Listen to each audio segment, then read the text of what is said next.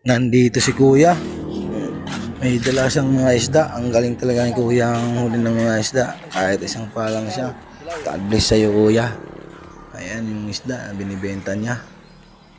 Iba't ibang klase yung nakuha niya ngayong araw na to, mga idol. Ang galing ni kuya, may mga shell pa siyang nakukuha. At saka may mga isda. Pwedeng pang tinula. O, pwede ring paksiw. Ayan yung si kuya, ang galing nito. Salute ako sa iyo kuya. Napakagaling mo manghuli ng isda. Ayan yung yung mga nahuli niyang dami. Iba't ibang klaseng mga isda yan. Ayan yung nahuli niya. Pumili nga pala si tatay ng isa. Andun yung mga isda. O, tingnan nyo. Iba't ibang klaseng isda ang meron yan.